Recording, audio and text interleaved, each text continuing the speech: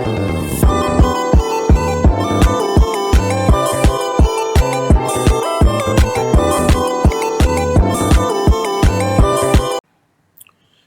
very warm welcome to you indeed into this Planning Around the World series episode.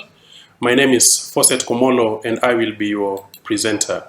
I have titled this presentation Planning in Kenya, the changing nature of a dynamic discipline in a rapidly developing country. For a brief introduction, I am a professional planner with a passion for this very consequential discipline, and I look forward to introducing you to the planning practice and how it is done in Kenya. Currently, I'm the president of the Kenya Institute of Planners, and I also teach urban and regional planning at the Technical University of Kenya. Kenya has about 5 planning schools, which produce very high quality planning professionals for our industry and for planning around the world. So indeed, this is a very timely lecture to just bring the rest of the world into, basically to provide a glimpse to the rest of the world about how planning is practiced in our country. The content of this presentation is as follows in these broad topics. I will begin with the historical background, then I will go to the changing planning legislative framework. We shall then tackle the institutional framework, which organizes planning and how it's practiced. And then we shall talk about urbanization in Kenya. After that, we will look at the recent trends, reforms, and what perhaps we could call innovations in planning. Then we will conclude with the prospects and constraints of planning in Kenya. First, we begin with an introduction of Kenya. Where is this great country? Kenya is a wonderful country with wonderful people in the eastern margins of Africa. Our neighbors are Ethiopia and South Sudan to the north, Uganda to the west, Tanzania to the south, and the Indian Ocean and Somalia to the east. A country of about 55 million people, Kenya has a devolved governance system divided into 47 counties with one national government. The capital city is Nairobi, and many of you will know Kenya with our wonderful tourism portfolio and great middle and long distance runners. Political organization, Kenya is a democracy with a very vibrant political environment. I have brought this next slide to introduce us to the various epochs of planning in our country that I will call the planning epochs. So broadly speaking, planning in Kenya has been changing with the prevailing political and socio-cultural climate. Colonization began just before the end of the 19th century. And so 1900 becomes the watershed period for colonization. But before then, a number of communities planned their settlements, and so this we call vernacular planning of human settlements. But since then, from around 1900 all the way to 1963, that was the heart of colonization by the British, we had a number of activities planning related, including changing laws and planning paradigms that happened as is indicated here. And after independence in 1963, we had in 1965 Kenya forming or writing down a policy paper which was called the Sessional Paper number 10 of 1965 on African socialism and its application to planning in Kenya. So this was the philosophy that would then guide the planning in Kenya in its earlier independence years. This changed a bit in 1996 when we enacted a law that was called the Physical Planning Act. And so that helped in organizing planning. We call it the Physical Planning Act dispensation between 1996 to the year 2010. 2010 is important because this is when we enacted a constitution that we call the new constitution, which anchored planning in its Article 66. Well, as mentioned earlier, Kenya has deep colonial roots in planning, And one thing that's important to see is that this has, in a very big way, influenced how planning has been done in Kenya. Because since the onset of the colonization in Kenya, all planning, land acquisition, and all land use was done relative to its benefits to the British interests to abet the colonization goals. So one of the first things that they did was the construction of one of the most expensive railway lines of that time, the Kenya-Uganda Railway. So expensive was that line at that time, and so apparently pointless that the British people called it the Lunatic Express. And it's important to see that the line running from Mombasa to Kisumu, and later, of course, that took a detour to Kampala, Uganda, slightly to the north, that path that was taken for that line influenced the development of the major urban areas, such as, of course, Mombasa was already developed, but you also had Machakos, Nairobi, Nakuru. There's a fun fact right there that all 5 of Kenya's present cities are located on this railway spine, on what we call generally the Northern Corridor. The 5th town, of course, Eldoret, is on the railway detour that is north of the line at Kisumu. Of course, then from Eldoret, it crosses the border at Malaba into Uganda County, into Uganda, sorry.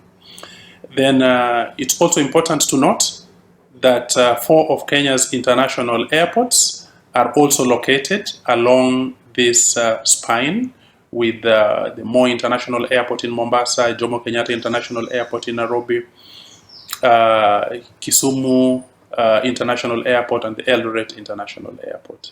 So this just shows you how significant this Kenya-Uganda Railway line was and how it has influenced the changes in planning in Kenya. The other thing that's important to understand is the social systems that were set at the onset of colonization by the British. Some of that included the enactment of laws and ordinances, which were generally aimed towards strengthening racial segregation, which formed to a very large extent the earliest foundations of how planning was organized in the country.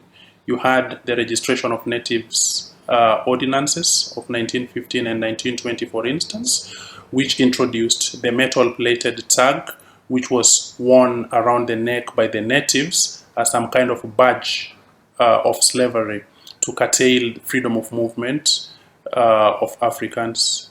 And that act also gave the police the power to stop and harass natives at will. There were other laws, such as the Voluntary Unemployed Persons Act of 1950. There were earlier versions of it, which, of course, affected the movements of people in and out of the city. Other laws, such as the Vagrancy Act and Bylaw 719, were also very significant in forming the social structure of colonization at that time. Now, we move to the land laws. Generally, the evolution of land laws can be used to trace also the evolution of the colonization project. At first, they used the laws that were readily available to them in other colonial jurisdictions, such as India and Zanzibar. For instance, you had the Indian Acquisition Act, whose aim was to acquire land and to regulate land for development. Then you had the 1890 Foreign Jurisdiction Act and the review of the Indian Acquisition Act of 1896. Then you had the 1897, which was principally the first native or local land law that was enacted to secure land for European settlers in East Africa. It's important also perhaps to configure how such an evolution also connected Kenya with the other colonial jurisdictions such as Zanzibar, because this particular act drew a distinction between land under the Sultan's dominion and land under the protectorate.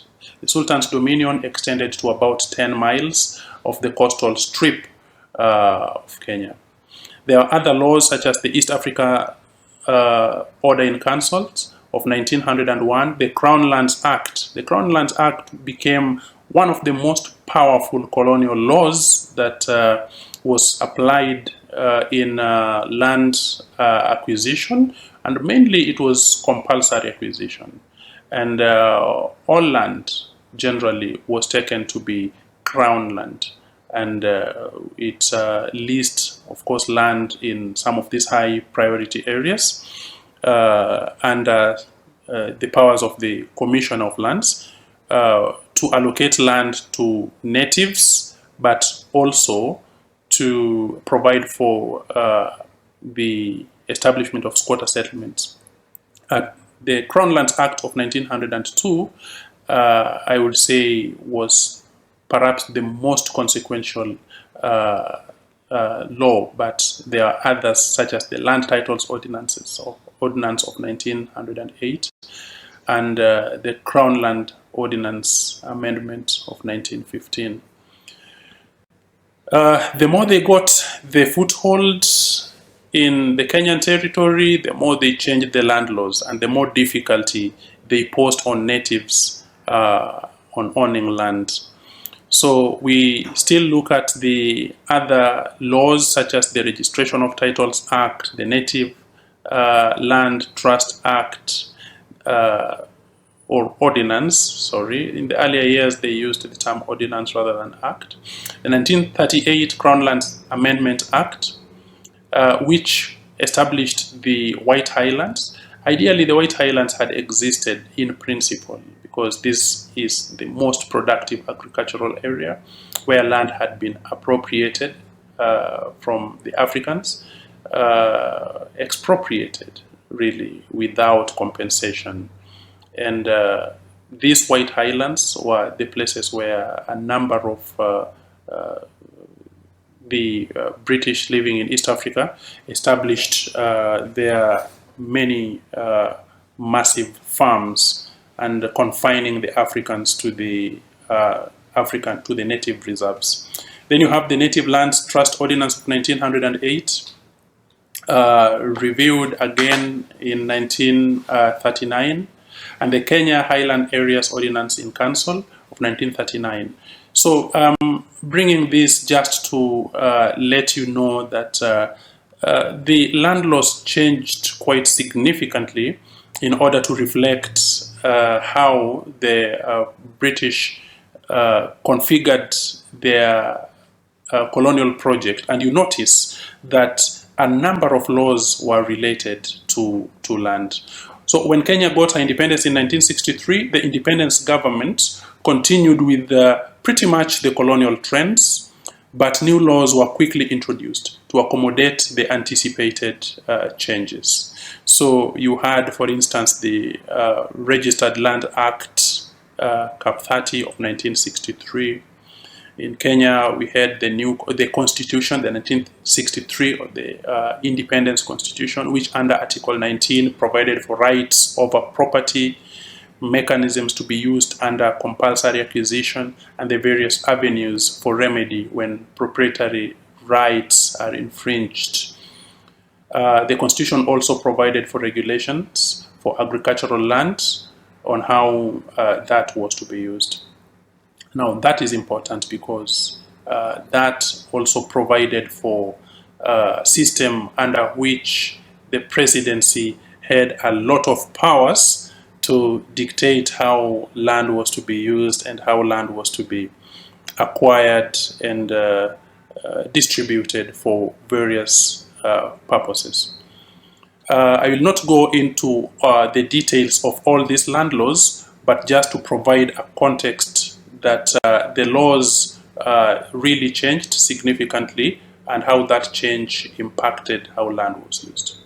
But just before independence, however, there was an interesting plan which was developed by a gentleman called Roger Swinnerton. Of course, it wasn't him, it was a commission. It was called the Swinnerton Commission, in response to a crisis of land in the central province and in the larger parts of the White Highlands.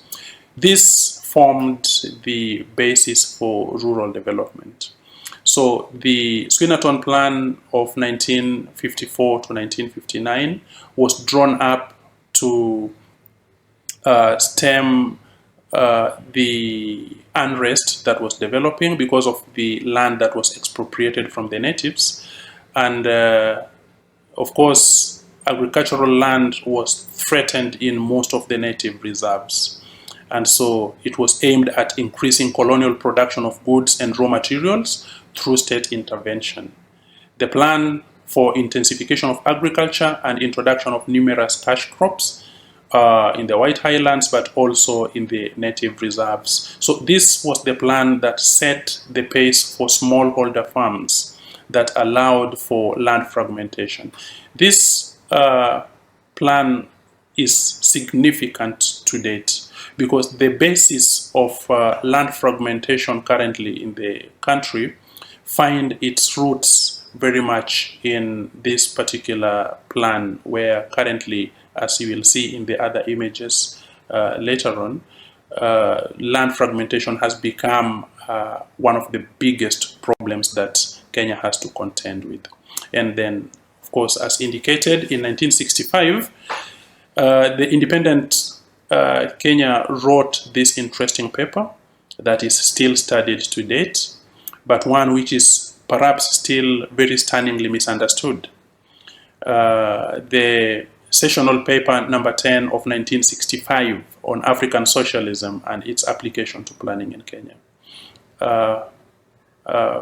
A policy which presents a philosophy, a planning philosophy, which is founded on two key principles for African socialism, which was believed to be the main philosophy that guided how Africans lived and conducted their affairs. One of the principles was key social responsibility, and this next one was democracy. The policy acknowledged that because of the intensifying global competition, Kenya had to identify its unique development policy that would ensure rapid economic growth and social progress of the people. And so one of the operating characteristics that is important is that the sessional paper provided for efficient use of resources for the general welfare of all. It was founded also on the principles of equity, where land was to be utilized in accordance with the tenets of mutual social responsibility. No person could treat any piece of land as his own with the freedom to use it or not as he chose, because that then would go against African socialism. Ownership of land in this particular case was to be understood that all land belonged to all the people of Kenya. And so under African socialism, the power to control the use of such land rested with the Republic rather than personal choice. And economic activities were to be varied. Again, each region was to develop its own economic model based on the comparative advantage that each region offered. One of the things that was key is that private participation and initiative in nation building was very important. And so this philosophy confused a number of people in a number of ways, because Of course, it had its complements, that it set a framework for planning in Kenya. It aimed at reducing poverty, ignorance, and disease, which were some of the challenges that were identified at independence. And it led to the establishment of state direction of development process, while at the same time arguing for decentralized planning. Again, as you will probably get to understand, under the Physical Planning Act dispensation, that decentralization would pretty much be reversed so that planning became centralized again. And then the sessional paper set the pace for planning with the 5-year development plans beginning from 1966 to 1970. And this cycle would continue from 71 to 75, 76 to 80, and so on and so forth. Some of the glaring failures is that, of course, one of the questions that many have asked is whether the plan or the African socialism and its application to planning in Kenya, that policy, whether it was fully founded on African socialism, and whether really African socialism was a philosophy that Africans had lived by. But one of the most glaring failures of the sessional paper number 10 of 1965 is that it focused development in the Northern Corridor, which should not be confused with developments in the Northern Frontier. The Northern Frontier is generally the predominantly arid and semi-arid regions of Northern Kenya, which were marginalized because of this very plan. You know, it's interesting to understand that the regions that had developed, especially based on the colonial model, received more state support in order to boost productivity. Now, the reverse of that was that the regions that had not received colonial support, or the regions that were left by the colonial farmers, did not receive government support. And for the longest time, the Northern Frontier District, generally the northern area of Kenya, the northern region, spanning from west to east, did not receive any development. And so the famed African socialist ideals were never taken up by the newly independent country, and some regions were left to suffer, while others were given the incentive to develop. Land, especially in the productive White Highlands, was subdivided by the independence era elites and not availed for agriculture as anticipated. Now that again led to part of the confusion that I move to the next slide. I have deliberately moved over that slide to talk about the evolution of planning law, which has been rather fluid, taking the form of the prevailing political and sociocultural environment, just as the pre-colonial land laws. And it's important to get to understand that, as I have indicated, the Town Planning Act of 1948 is one of the main laws. Before then, there were other town planning ordinances of around 1910, that's of around 1900. But the key ones was the Town Planning Act of 1948, which was developed from the Town Planning Act of 1931. This was important because for those that have studied the British planning laws, most of the Kenyan planning laws evolved or followed the evolution of the British planning laws. So this town planning law, I think, is a reflection of a law in Britain of around and about that time, perhaps slightly earlier, a law which was developed to enable the creation of planning schemes, rules and regulations for development of towns, and enforcement of penalties for contravention against the rules and regulations. It was around and about this time when much of or most of the townships in Kenya were designated by the colonial administration. Then, after independence, you had the Land Planning Act, Cap 303 of 1968, which was a law that was meant to make provision for planning the use and development of land. It provided for the centralization,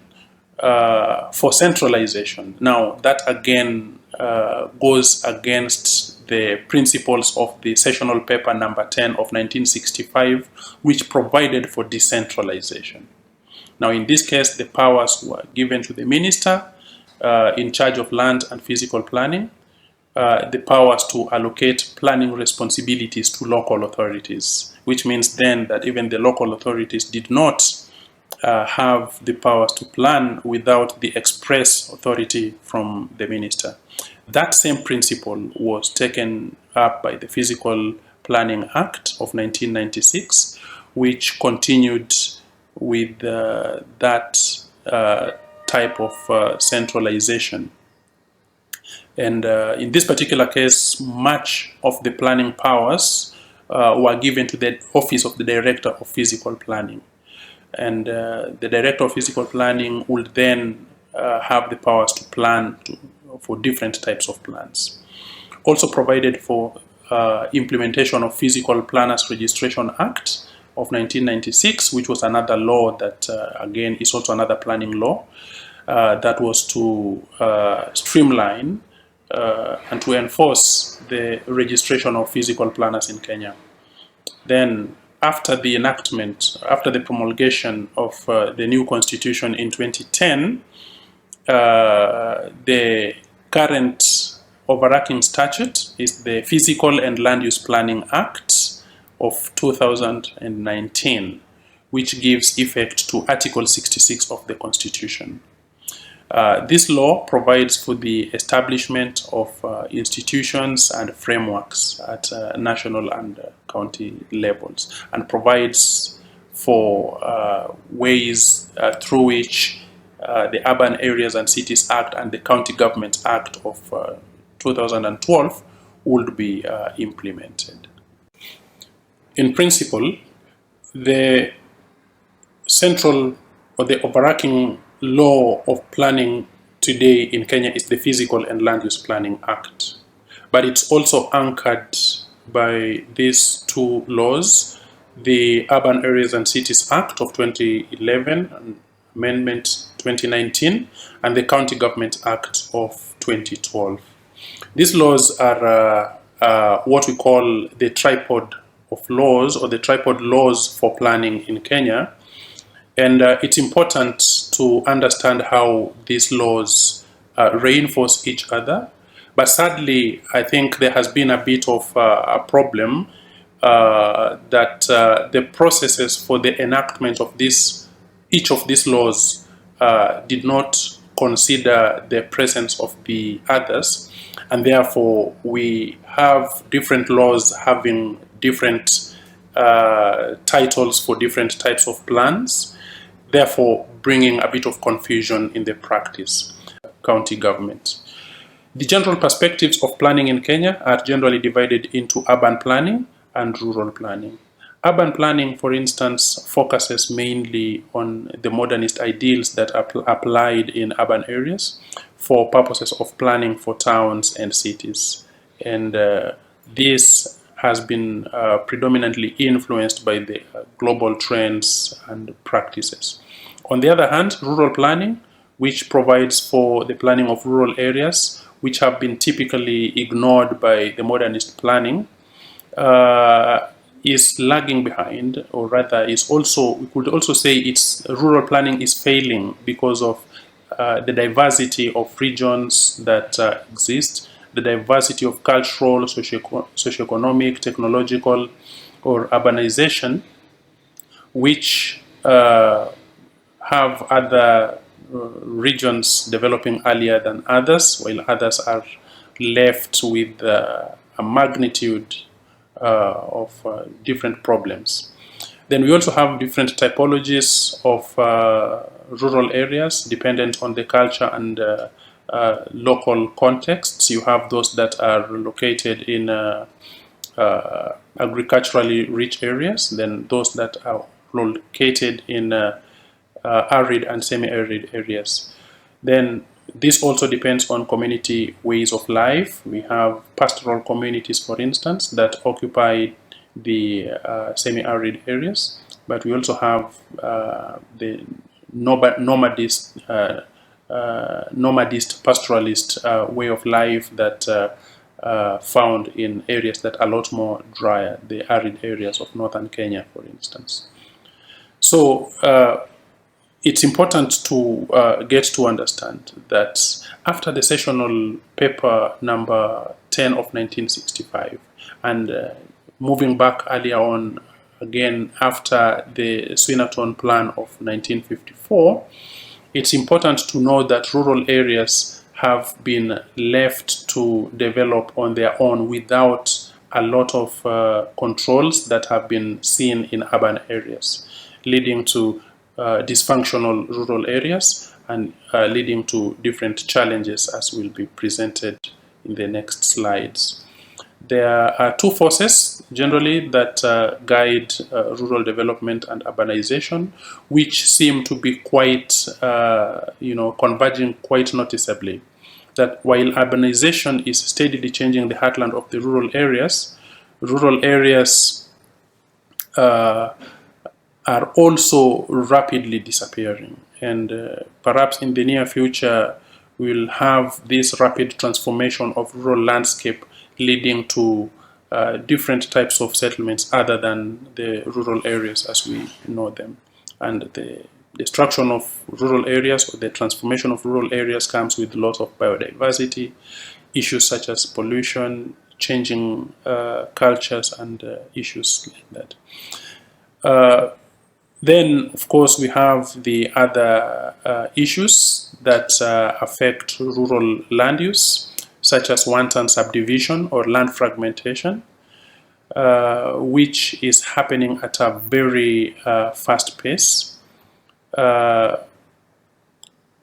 is a bit of a worry whether land professionals, such as land surveyors, for instance, are led by greed to the extent of having very tiny mutations of land in the rural areas, which generally is unsustainable in the long term. So questions have been asked whether we can blame the culture, but then again, land was held communally, and so private ownership of land was never in question. The problem with land fragmentation is a problem that can be traced back to the colonial roots of private land ownership. The other question is whether the countryside can be salvaged, but we shall see that as we continue with the other discussions. Here are two examples to demonstrate just how urbanization and rural development are progressing. These two images, side by side, perhaps present the microcosm of this whole presentation: the colonial legacy of planning, application of land laws, economic activities, where all these seem to be converging in these two images that talk about rural development. Where, first of all, it's important to understand that the land tenure regimes have determined rural development in Kenya. In plate number 1, you have Rumoroti town, a town in central Kenya on the foothills of Mount Kenya. The other one is Keroka town, a town in the western Kenya Nyanza region in the Kisii area, an area that is very agriculturally productive. On the other hand, Rumoroti is in an area that would probably be categorized semi-arid and not as agriculturally rich, as you can see from those two satellite images. In Rumoroti town, you have the problem of large landowners who have held land and refused to let go of land for the expansion of this town, which affects the existence of this town. On one side, you will probably see on the side of the road, Nyeri Nanyuki Road, where private owners have hundreds of acres of land, but have enforced a very clear boundary between the town and their land ownership. And there is nothing that the town can do in order to develop, unless perhaps in the near future land will be compulsorily acquired to allow for that type of development in accordance with the existing laws. Now that is a problem right there, because again, that land is held by some very powerful political interests, which might not allow for ease, of such type of compulsory acquisition. The next plate, you see land fragmentation at its best, with the road systems showing how different areas are accessed in this area. Land fragmentation happens at a very, very fast pace. Because of the rich agricultural land, you have very high population density, and therefore the process of urbanization is proceeding beyond the projected paces. Moving on, to understand urbanization in Kenya, Nairobi still remains the best case study of the planning discipline in this rapidly developing country. Since about 1900, when the site became developed as a railway depot and as a military outpost for the British colonial force, the site has not looked back. The 1948 master plan presented below, which was developed for the development of a colonial capital, to a very large extent formed the basis of the current city and how it is organized. Now that's the 1948 master plan, which provided for ample riparian reserves, which incidentally formed the base for later riparian slums of Nairobi. A number of informal settlements are located along these green corridors that you can see in this map, which today are some of the main slums of this city. Again, as presented earlier, the legacy of racial segregation is a great space to begin to understand the spatial structure of Nairobi. In this plan here, you see it quite clearly that the racial and economic segregation of Nairobi has been of particular interest, was of particular interest to the colonial force. And you can see residential areas, for instance, which were restricted for Europeans only. Then you could see areas that were restricted for Asians and the places that were left for natives, as you can see. And it is to be understood that in most of these places which were left for the natives, this is where you had a lot of land used to develop a particular type of housing, which were mainly labor lines for single men who would come to work in the railway yard and to work for the Railways Corporation, and some of whom also would work in the European areas if they were permitted to do so. So this is a very important map or plan, so to speak, because it speaks of the realities that we still experience in Nairobi today. For instance, in this image, you see side by side.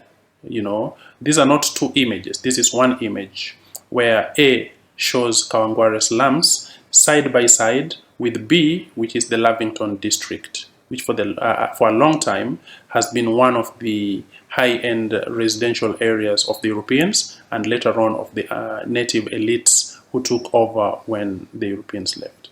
So this current image presents a most common paradox of planning in Nairobi. Lavington was a lot more greener with larger lots than you can see in this image here. However, the difference between Kawangware slums and Lavington is still very apparent. Typical of segregationist planning ideals which were introduced in the earlier years. The same can be said of this. Again, this is one image. It is not two or three images.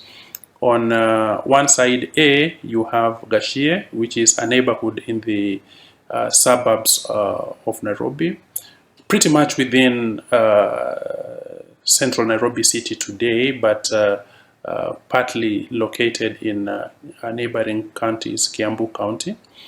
B is in Ruaka area, again in Kiambu County, side by side with Roslyn, which is again an area that was left for the Europeans, but one which also has been taken over by the remaining Europeans, of course, but also the local elites. So this helps us in contextualizing the peri-urban developments as they are happening in different parts of the city, presenting us with that paradox that we have spoken about again. But moving to this next one is an area that developed as an exclusive white zone, which unfortunately or fortunately, I don't know, there's a bit of a confusion there. And this forms for a very lengthy debate, because there are those who are of the opinion, this is Kilimani area, there are those who are of the opinion that it should be retained as the green zone that is what it was, as shown in the image on the left. But the image on the right shows the changes as we have them currently, with the increasing densities and the reduction of the green areas or the green spaces. Again, you have socio-cultural change sweeping the city of Nairobi, with some of these areas which were exclusive for Europeans being opened up for investment currently. So the Upper Hill Kilimani district today has densified much more than it was in those earlier years. Unfortunately, the densification is happening without plans, and so as you can see, the green is undermined very significantly, and you have the loss of that type of character in that was existing in the earlier years. The question is this type of densification good or is it bad? That would probably form discussions for another time, but because of time we move to the next one, which talks about the 2010 Constitution and how it provides for physical planning and how generally it provides for management of land. A number of articles in this Constitution. Article 42 that talks about the right to clean and healthy environment. Article 43 that talks about the right to accessible and adequate housing and to reasonable standards of sanitation. Article 66, which talks about how land in Kenya shall be held, used and managed in a manner that is equitable, efficient, productive and sustainable. Article 66, which provides that the state may regulate the use of land or any interest in or right over any land in the interest of defense, public safety, public order, public morality, public health, or land use planning. Article 67(2)(h) provides for the role of the National Land Commission on monitoring and oversight over land use planning throughout the country. Then tied with that, of course, is also environmental protection. Article 69 provides on obligations to protect the environment. Then the fourth schedule provides for responsibilities of county governments, which includes planning as one of those responsibilities. The role of the government is reinforced by multiple departments dealing with specialized functions. So the trio of key planning institutions at the national level are the State Department for Lands and Physical Planning, the State Department for Housing and Urban Development, and the National Land Commission, which have very distinct role as shown in this slide. We move to the multiplicity of actors generally. So it's not only government which has a role in planning.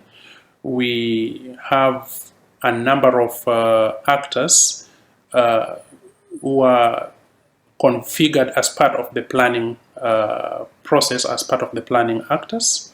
And these roles are shared between national government and county government and local communities, and you have other parastatals and international development agencies, each playing a critical role that is reinforced by the Constitution and reinforced by other existing laws.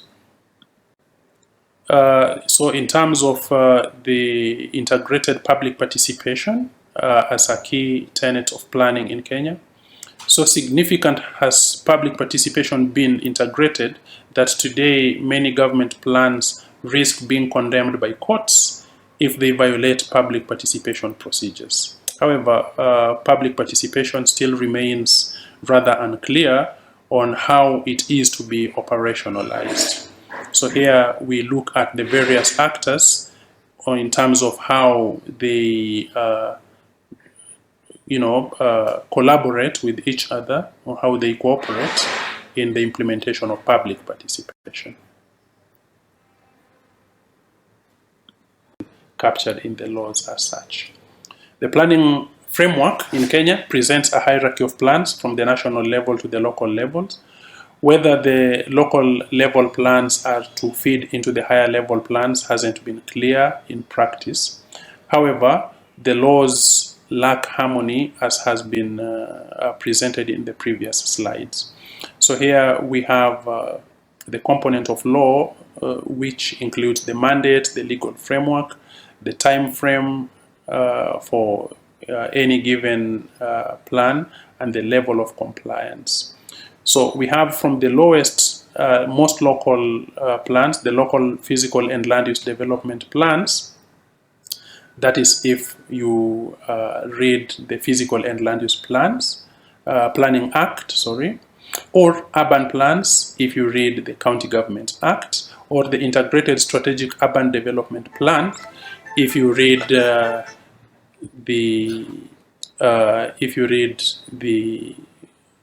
Urban Areas and Cities Act. The same, the next level, you have the County Physical and Land Use Development Plans.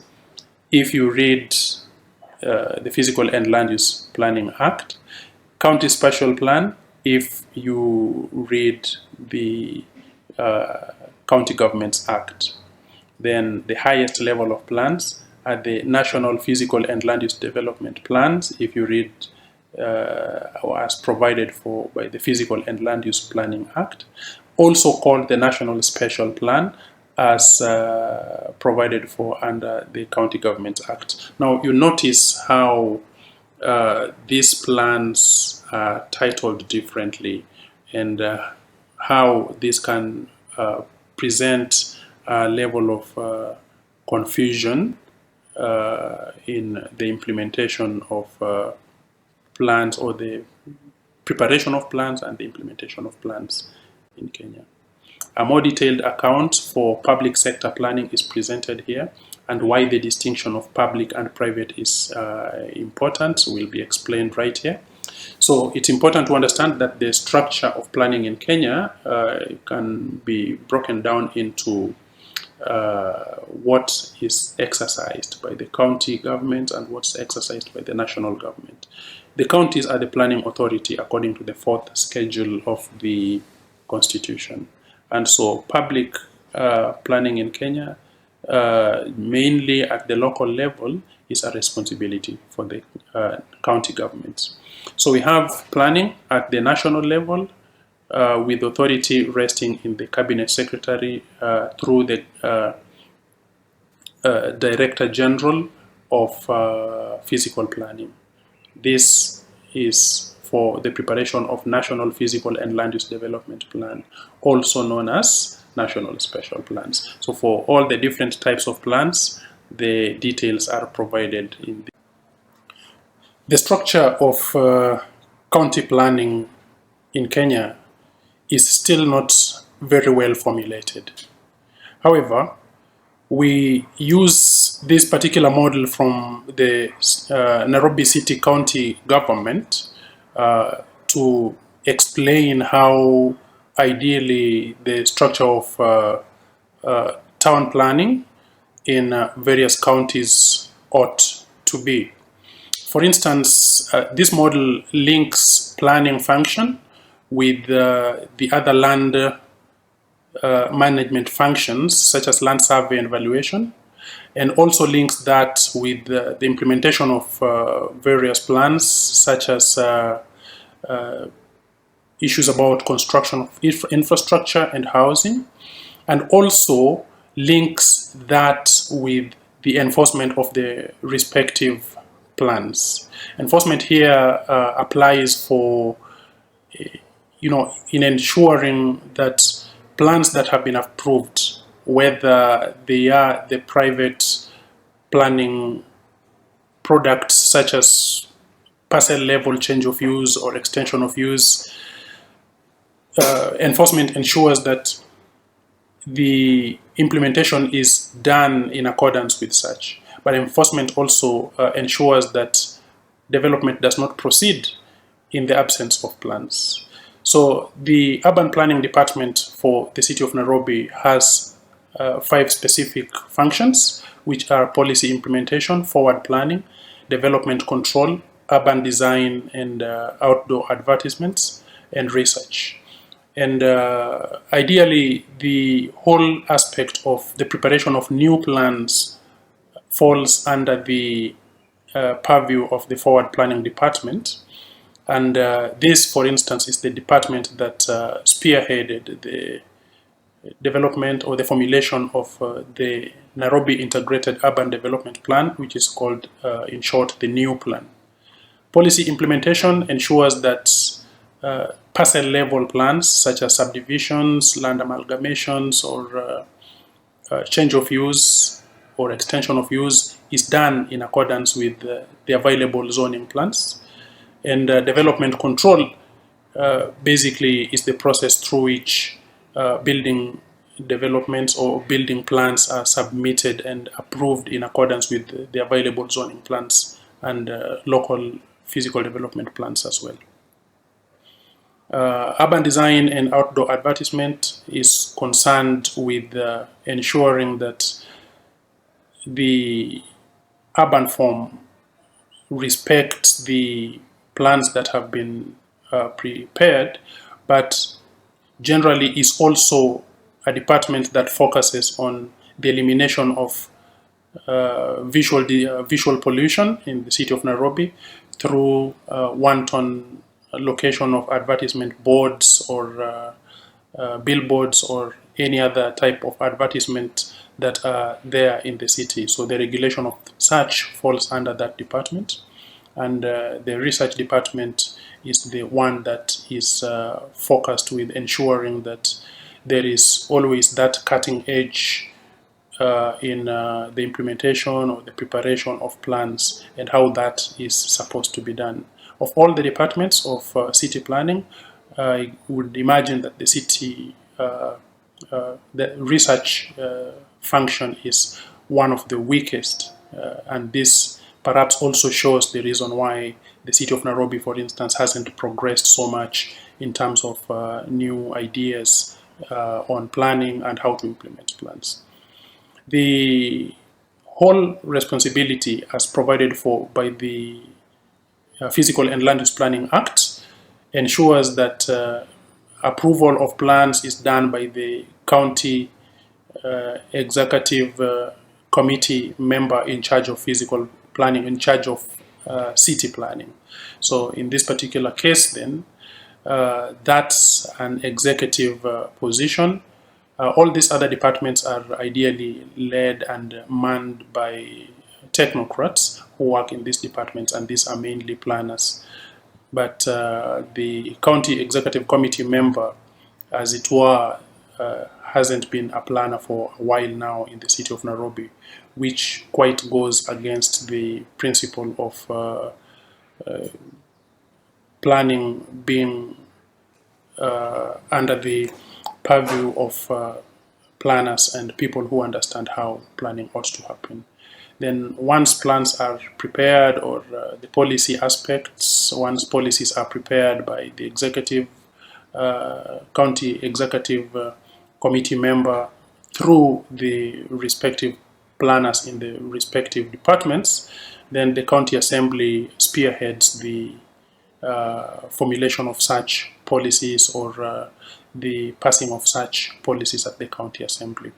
So this is a generic structure that is desired for all county planning functions, but unfortunately only Nairobi has the capacity so far of having each of these respective departments. Unfortunately then, even for Nairobi, the city is still understaffed in these respective departments, and so it's not able to discharge all these functions optimally. In fact, the other counties relative to Nairobi are doing much worse, with very low uptake of physical planning services and very low staffing of physical planners into these respective functions. So typically in every county you'll find 2 planners or 3 planners. In some counties you do not even find the planning department properly staffed with qualified physical planners. I will be talking later about the qualifications for directors of county planning. Parcel level planning in Kenya typically is dominated by the following development control or zoning instruments, which help in the implementation of existing local physical and land use plans. Unfortunately then again, most of these are done, or most of these are prepared in the absence of local physical development plans, or in the absence of zoning plans, which then leads to urban transformation that does not support sustainability, or that are not anchored on any sustainability principles. So you have plans such as the change of use of land, which when it happens without any current local physical development plans, leads to the rapid transformation of environments, be it in the urban areas and rural areas, but especially in the urban areas, leading to rapid transformation in terms of the use of land or in terms of the densities of land that are involved there. Others include the extension of use of land, or the change of density of land amalgamation, land subdivision, or extension or renewal of leases on land. And the final one is the building plans, which form the final part of application for development permission. These building plans are typically prepared by registered and practicing architects and submitted to the city planning departments, usually the development control department of cities or of counties where such is has already, where the development control function has already been separated from the overall planning function. So this is also important towards the understanding of what constitutes planning. Well, having presented the various types of plans that exist both in the public and in the private domains, it therefore becomes critical to also understand how the approval of plans happens. And there are two pathways here that I seek to present based on the technical or the application of the technical aspects of planning, including the application of technical standards, plans, codes, or guidelines, vis-a-vis the application of public participation. The two, therefore, present two opposing pathways through which the government, and by the government I mean both the national government or the county governments, and local communities interact in the approval of the plans. In the first situation, we have a case or a scenario where planning instruments such as the standards or the laws or the plans or the codes do not align with community desires or aspirations or community visions. What this means is that ultimately, when the plans are complete, there is rejection of those plans. There will be no approval of those plans by the respective authorities, because the plans will not have met the desires or the aspirations of local communities. On the other hand, there is the situation which has also been observed in projects such as slum upgrading, where community desires or community aspirations become alien to planning instruments. And so, whereas the planning instruments demand or require that certain provisions have to follow certain guidelines, for instance, on the minimum road requirements in any planning scheme within any given urban area, what would happen is that for such slum upgrading program, for instance, the community aspiration might be that they are interested only in having accessways, which would typically include road sizes of up to 1 meter or 1.5 meters. Naturally, when such plans are completed and presented to the government for approval, then that becomes difficult because of that type of clash.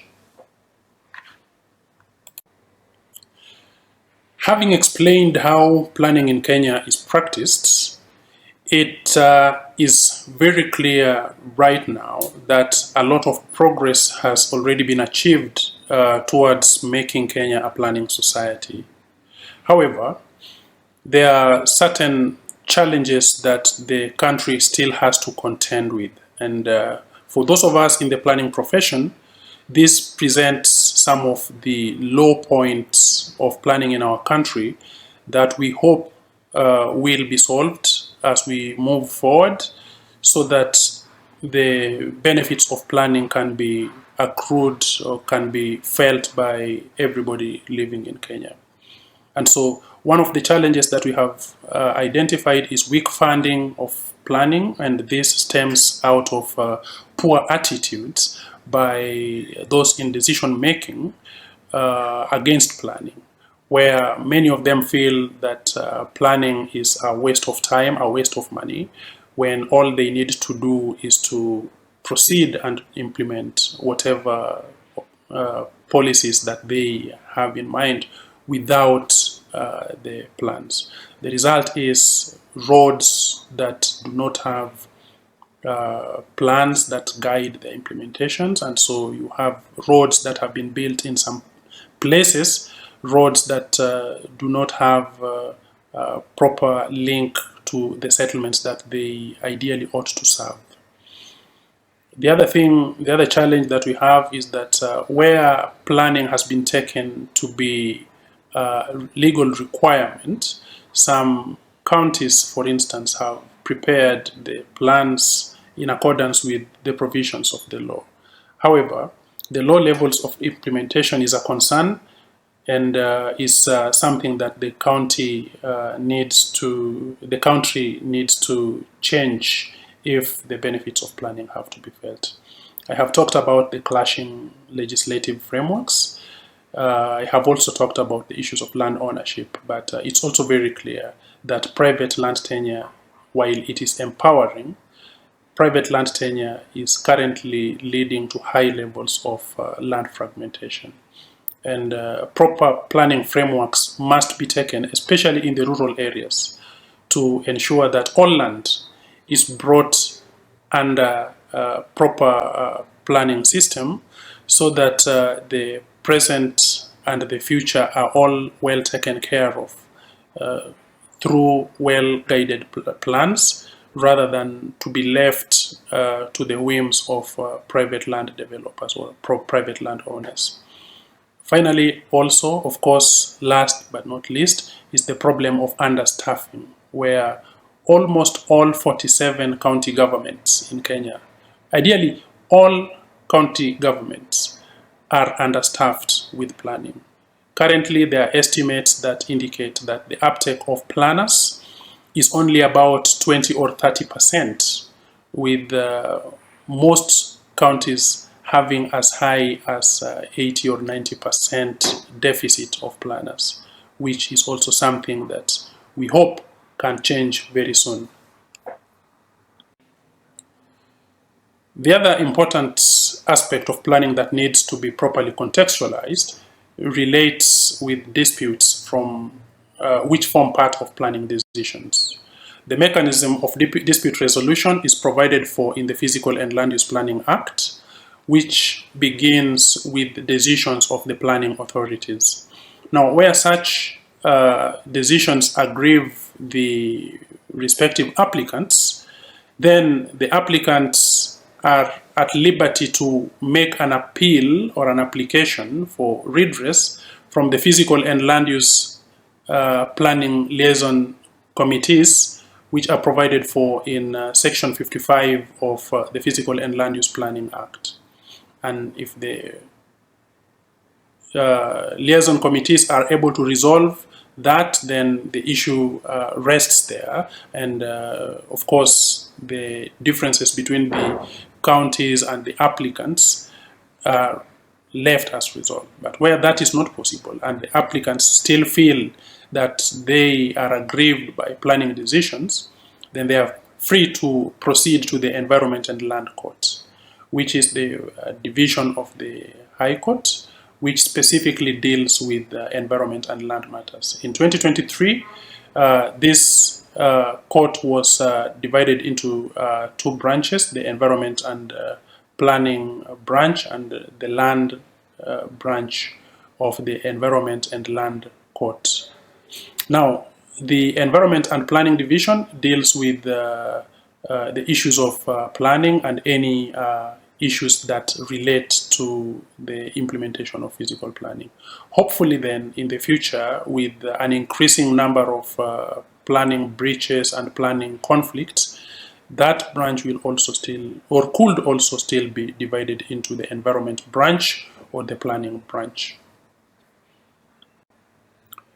While many planning professionals are excited about the prospects of the existence of these specific branches of the High Court, dealing specifically with environment and planning issues, there are certain specific constraints that many see and hope that these can be corrected. One of them is the inactive or the weak or underfunded physical and land use planning liaison committees, contrary to Section 55 of the Physical and Land Use Planning Act. Unfortunately, then, because these liaison committees are not properly established, a lot of decisions that would naturally proceed directly to the Environment and Land Court, which, in accordance or in following the provisions of the law, will send back those decisions to the quote-unquote non-existent liaison committees. The other challenge that is there is the slow or lengthy judicial processes, expensive judicial processes, the fear of victimization by potential petitioners, unclear public participation guidelines, and a young jurisprudence. Really, this is a subject that requires a very long discussion, but it is to be understood that planning practice in Kenya is still evolving, and that it also differs significantly from certain established jurisdictions, including the United Kingdom, where we borrow most of our legal framework from. Then, of course, there is the problem of inadequate technical planning knowledge by judicial officers, which calls for the need for capacity development. And we have shared this with the judges of this particular court, and we hope that proper instruments will be put in place for purposes of building the technical capacity of judicial officers on planning matters to help them to understand how planning decision making happens, certain principles on how planning operates, and how ideally planning conflicts would need to be resolved. There are certain prospects for the specialized costs, and one of the positives that many are looking at include reasonable timelines for handling of issues or disputes, accessible and affordable dispute resolution, protection of public interest litigants, because again, it's also clear that planning attracts a lot of public interest litigants who ideally need to be protected. Then the need for deeper understanding of public participation. What constitutes effective public participation? Then, of course, an opportunity to build a robust jurisprudence on planning law, aligning Kenya's jurisprudence with international best practice. And finally, improved capacity of the courts or the officers of the court on technical planning issues so that dispute resolution can be effective. To bring this presentation to a conclusion, I have presented here a pestle analysis which presents political, economic, sociocultural, technological, environmental, and legal aspects of planning in Kenya. And so one thing that is very clear is that planning in Kenya is a political process that has lots of political interests. The law that exists provides for respective roles that are to be played by those in the political class. And while there has been a lot of progress in this regard, there have been political drawbacks with regards to the implementation of planning in Kenya. There are also economic aspects, as we know that Kenya is one of the most economically unequal countries in the world, and planning has been used as an instrument for economic growth and public and private investment. And so the lack of proper linkage between physical planning and economic planning has slowed the pace of the uptake of planning services. There are sociocultural perspectives that have emerged in this presentation that I have made that basically indicate that planning in Kenya differs across sociocultural divides, and of course this also happens differences in time and in time and space. Technologically, planning in Kenya has made great strides, but technological applications still remain weak in certain regards, with the need, for instance, of intensifying the capital investment in technology to help take planning to the next level.